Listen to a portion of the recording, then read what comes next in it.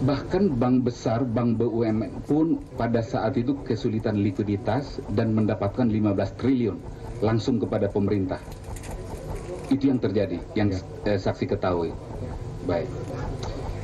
Apakah pada tanggal 13 November itu juga pernah dipertimbangkan mekanisme penempatan SUN oleh bank BUMN dan bank besar atau konsorsium bank dalam rangka mengatasi itu?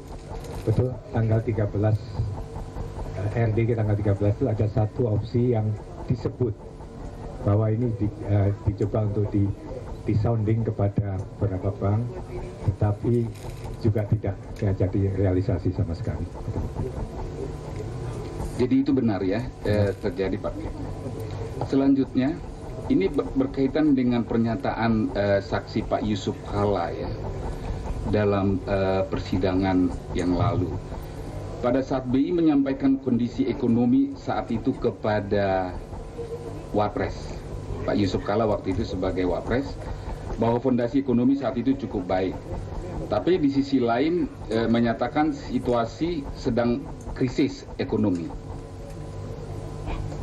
Yang jelasnya bagaimana? Bisa saksi ini yang tanggal 20 sore pertemuan yang tanggal 20 rapat.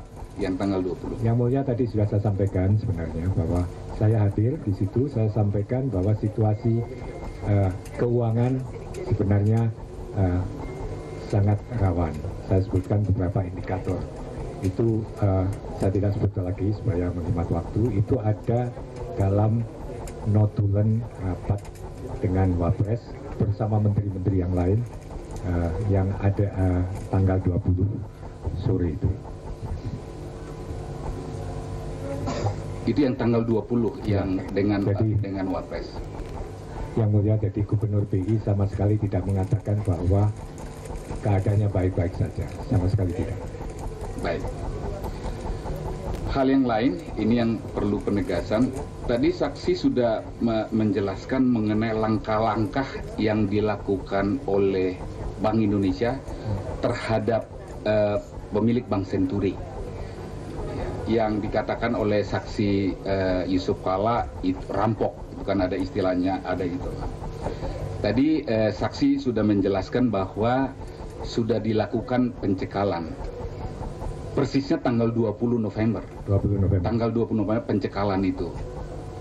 Sementara saksi Yusuf Kalla mengatakan itu tanggal 25 November. Dan kemudian saksi mengatakan bahwa BI telah melaporkan resmi ke polisi tanggal 25 November. Betul, langkah-langkah itu serius dilakukan oleh Bank Indonesia. Betul. Terhadap pelanggaran-pelanggaran yang dilakukan oleh pemilik Bank Senturi. Betul, Yang Mulia, bahwa kalau kita sudah meminta cekal, itu artinya kita sudah punya kasus yang mungkin belum siap benar hari itu, tetapi kasus yang akan bisa dijadikan kasus untuk penuntutan. Baik, selain itu, selain cekal juga tadi saksi mengatakan bahwa juga menggunakan jaringan internasional, lapor di Singapura, di Inggris, apa di mana tadi bisa ditegaskan lagi oleh saksi terhadap pemilik Bank Senturi ini? Yang Mulia, jadi yang ada di dalam negeri itu dicekal supaya tidak keluar negeri. Yang PSP yang ada di luar negeri itu satu-satunya cara bagi kita adalah dengan meminta pertolongan atau dukungan dari rekan kita di luar, yaitu otoritas moneter di mana PSP ini melakukan kegiatan bisnisnya. Kita sampaikan, kita menyampaikan informasi bahwa orang yang namanya ini melakukan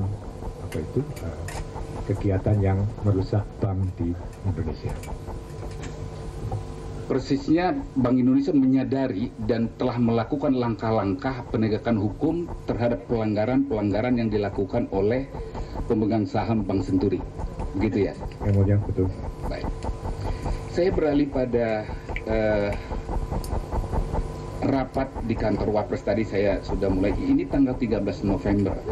Apakah saksi mengetahui? Karena ketika Pak Yusuf Kalla bersaksi, ini sudah dikemukakan. Kamis tanggal 13 November 2008, waktunya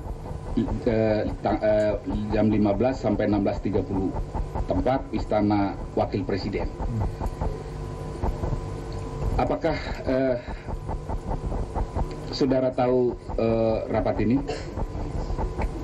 Saya tidak hadir, kalau tidak salah yang mulia.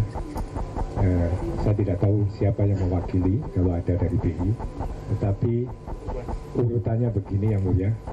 Jam 12 lebih itu saya bersama pejabat BI menemui Menteri Keuangan ad interim, Saudara Sufyan Djalil, melaporkan keadaan masalah yang dihadapi Bank Senturi pada saat itu karena tidak bisa ikut clearing. Kesimpulannya adalah ini ditangani oleh BI. Nah, Saudara Sufyan Djalil tentu akan ikut dalam rapat itu. Oleh sebab itulah laporan kepada Bapak Wapres itu mestinya lewat Saudara Sufyan Djalil yang sebagai Menteri Keuangan ad interim. Jadi saya sudah melaporkan kepada dan menyampaikan informasi kepada Menteri Keuangan ad interim. Kemungkinan sekali saya tidak tahu, pasti ada semacam komunikasi dengan Bapak Wapres. Nah, beberapa waktu berselang, saya tidak ingat jamnya, Pak Wapres, Pak Yusuf Kalla menelpon saya. Beliau menelpon mengenai masalah Bank Senturi. Saya katakan kurang lebih kalau saya masih ingat, ini sedang kita tangani Pak, memang ada masalah dan kita tangani oleh BI. Dan beliau beri pesan, saya masih ingat, dan ini mungkin ada rekamannya di RPD karena saya sampaikan juga kepada rekan-rekan anggota Dewan Gubernur. Pesannya adalah, oke ditangani, tetapi jangan melebihi amanat dari Perbu. Itu barangkali bisa dicek pada tanggal 13 rapat Dewan Gubernur. Kemudian dari catatan dari tadi saya malah tidak terlalu ingat. Setelah itu ada laporan dari saya kepada Pak Wapres mengenai tidak ada ras di cabang Bank Senturi. Itu yang saya tangkap tadi dari rekaman tadi pagi yang mulia. Itu barangkali memang ada laporan kedua mengenai tidak adanya ras di beberapa cabang. Demikian. Jadi saksi tidak hadir, tapi ada tadi telepon, tapi ada kemungkinan dari BI yang hadir, tapi saksi tidak tahu. Kalau mengenai latar belakang rapat itu diadakan, itu ada dua hal, ya. Jadi kenapa rapat itu sampai diadakan? Itu yang pertama, itu karena ekonomi dunia masih diliputi situasi krisis keuangan global yang episentrumnya di AS. Telah membawa pengaruh yang luas dan dalam di beberapa negara seperti Eropa dan Asia seperti Jepang, India, Pakistan, dan tidak terkecuali Indonesia. Itu yang pertama, latar belakang kenapa rapat itu diadakan. Yang kedua, untuk itu rapat terbatas hari ini akan membahas beberapa perubahan asumsi makroekonomi APBN dan seterusnya. Apa saudara saksi tahu mengenai latar belakangnya ini? Saya tidak tahu. Kemudian ada pembahasan yang relevan dengan persidangan ini. Itu pokok-pokok pembahasan rapat itu ada 6 butir, ya, 6 butir. Nah, yang pertama tentang krisis keuangan global yang telah membawa dampak negatif seperti di beberapa kawasan dunia, seperti AS sebagai pusat krisis, Uni Eropa, Asia seperti Jepang, yang telah ditandai dengan anjloknya bursa saham dunia, menurunnya pertumbuhan ekonomi negara-negara maju yang mendekati di bawah 1% sekaligus sebagai tanda-tanda resesi ekonomi. Turunnya daya beli masyarakat negara maju, beberapa perusahaan besar seperti General Motors dan Citigroup telah mengurangi karyawan PHK. Itu pokok bahasan yang pertama. Baru yang kedua, bagi negara-negara berkembang seperti Indonesia, krisis keuangan tersebut akan berdampak sebagai berikut. Itu panjang. Kemudian yang ketiga, bahasan yang ketiga, isu ras di Bank Senturi Tbk. Jadi pokok bahasanya yang ketiga di tempatnya Pak Yusuf Kalla itu. Dikatakan begini, isu ras di Bank Senturi Tbk akibat kalah clearing yang sebenarnya hal biasa, namun karena kejadian bersamaan dengan situasi krisis, sehingga menimbulkan suasana dan nuansa kejadian yang berbeda. Perlu ada informasi yang cepat, jujur, terbuka untuk diinformasikan kepada masyarakat sehingga tidak menimbulkan suatu hal yang menjurus kepada kepanikan publik. Hal tersebut ujung-ujungnya akan berdampak pada sistem perbankan nasional. Jadi dibahas ada dua kejadian yang berbarengan, satu krisis global dan adanya kejadian Bank Senturi. Apakah saudara saksi tahu atau bisa jelaskan mengenai hal ini? Saya tidak hadir, jadi saya tidak tahu. Tetapi saya membaca notulen setelah post factum, setelah saya menjadi Wapres, saya bisa akses pada notulen-notulen. Barangkali seperti itu juga. Ya, jadi di sini diakui ada dua kejadian yang berbarengan, ada krisis global di satu sisi dan kemudian Bank Senturi itu yang kalah clearing pada tanggal 13. Sehingga kemudian harus mengambil kebijakan-kebijakan. Itu yang dibahas dalam pokok bahasan ini. Yang mulia, lebih baik dicek dengan notulen. Saya tidak berani. Kemudian itu yang tanggal 13. Yang tanggal 20 tadi saksi sudah mengatakan bahwa memang hadir pada tanggal 20 dalam rapat di kantor Wapres itu Kamis 20 November 2008 jam 6 sampai jam 19. Ya, jam 6.19. Di sini di bagian C-nya ada paparan Gubernur Bank Indonesia. Jadi untuk memastikan aja apa betul ini yang disampaikan oleh saksi.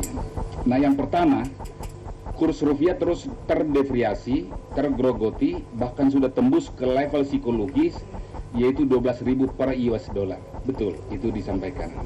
Ya, saya kira begitu. Apa memang begitu serius waktu itu perubahan kurs? Sangat serius, karena awal tahun itu hanya 9.000. Jadi meningkat 30%. Dan laporan mengenai aliran dolar yang keluar itu sangat santai. Jadi sangat serius. Sampaikan dikatakan yang disepakkan oleh Gubernur Bank Indonesia yang yaitu saudara sendiri, yaitu menjaga cadangan devisa dalam kurung 50,39 juta US dollar sangat krusial di tengah krisis global. Indonesia tergolong rendah, hanya cukup 4,6 bulan impor dan rasio cadangan devisa 11,6% dari PDB dalam kurung 432,944 juta US dollar.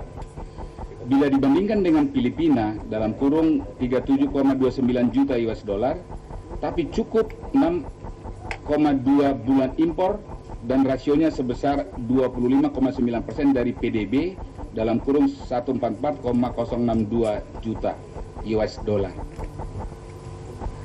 Nah, ini cadangan devisa ini menunjukkan apa pada saat itu? Menunjukkan kemampuan kita untuk menyelesaikan ekspor impor kita. Kalau itu tidak ada, impor kita yang harus dibayar dengan dolar akan mandek. Pembayaran oleh bank kepada bank lain untuk hal-hal yang merupakan transaksi mereka juga bisa mandek. Jadi itu adalah krusial yang mulia, karena laporan yang ada pada waktu itu dalam bulan Oktober, November,